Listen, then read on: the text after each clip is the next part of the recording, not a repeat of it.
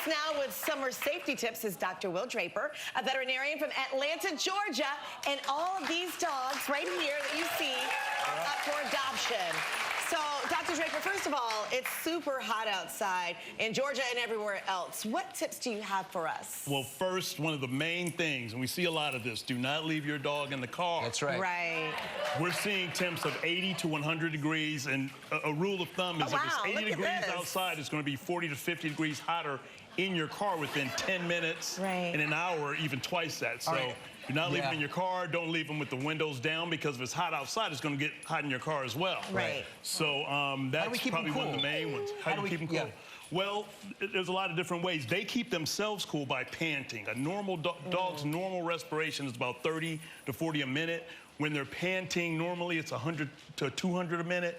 When they're in distress, it's 300 to 400 pants a minute.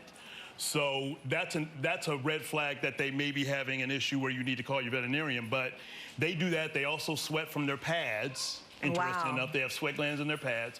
But what we can do, you can hose them down. Look at these two. If you're outside, kiddie pools are great. Let them get a spa day in the kiddie pool. Some shade. Shade. Yes. Ample shade and ample water. Ample water. Clean, cool water, yeah. Now, do dogs need sunscreen? Well, some dogs do. If they have, like our Pyrenees puppy here, some of the white-coated dogs that have skin exposed on their nose, they should have sunscreen, and it's usually, let's put a little sunscreen on you, buddy. If you can catch him. It may have a sedative in it, He says, catch me if you can. Gotcha.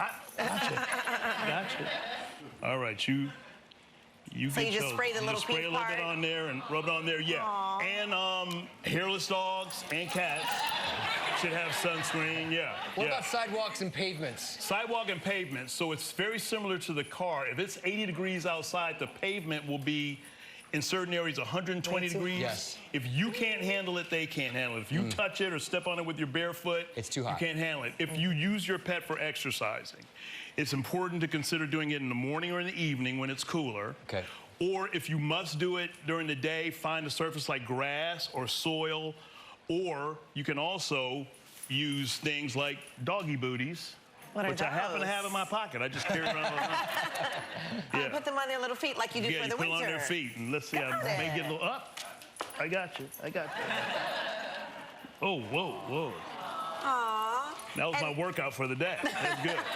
Now, what about fleas and ticks in the summer? Are they heightened in the summer or what? When it gets hotter, fleas and ticks are heightened, and it's important, depending on where you live, to do flea and tick control as well as heartworm preventative year-round. In the southern states, we do it year-round. Some of the northern states, maybe not so much, but it's also important to protect your pet against fleas and ticks because they can transmit certain diseases like Lyme disease, which is big up in the north. Okay, how about thunderstorms?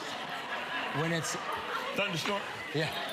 We got a show going on behind us. Listen, they're the show stealers over there. That's the new big boy. There you go. Yeah, Atlanta in the house.